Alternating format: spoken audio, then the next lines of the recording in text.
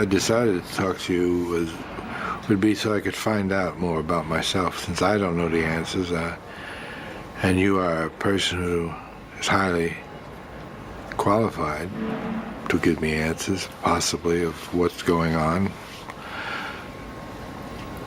I figured this would be a good time to talk to somebody like you, or you know.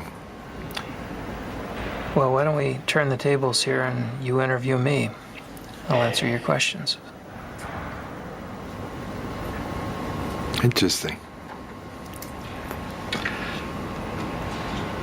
I can live with that.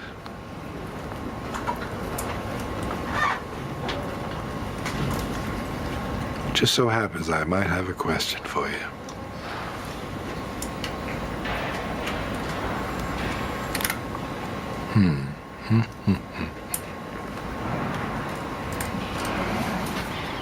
What do you think about me?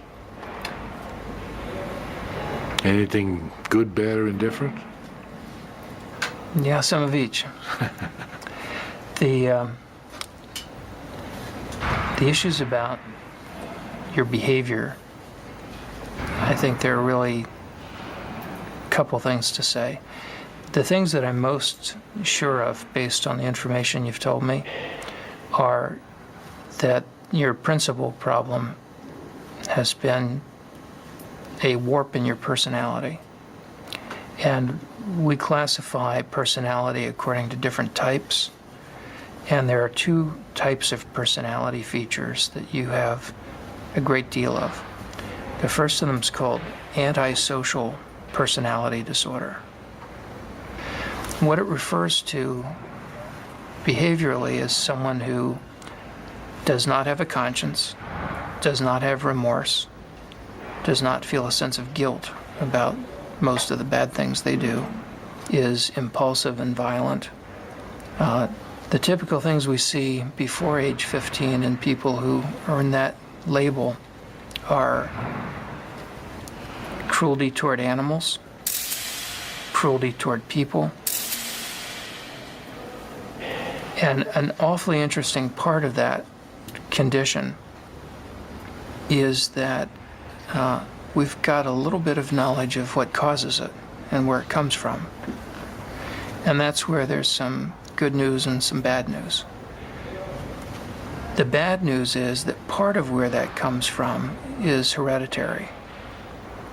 That there's a genetic basis to being a fearless person.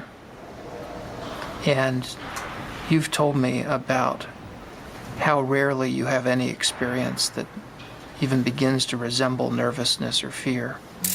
It takes extreme things to make you have a sense of impending danger.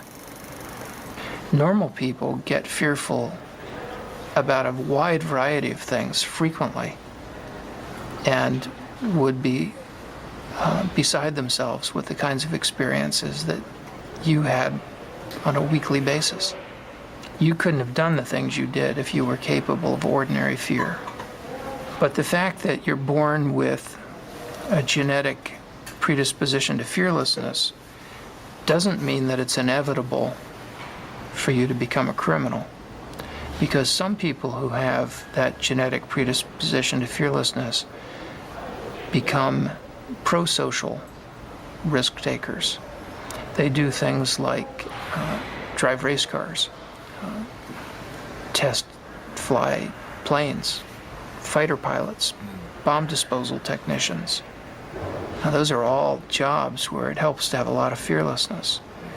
And in fact, some people in law enforcement are brave and have that same capacity to be fearless.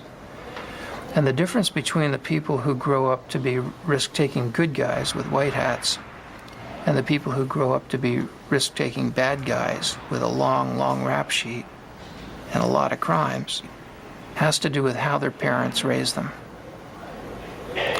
If you raise a kid with love and kindness and affection most of the time, you've got a good shot at their growing up to be decent kids. I am probably the loneliest person in the world because I have nothing I care for, and I can't make any friends to have any kind of a relationship, or so I've lost everything. I've lost everything I ever cared for, everything I ever wanted. It's down the toilet.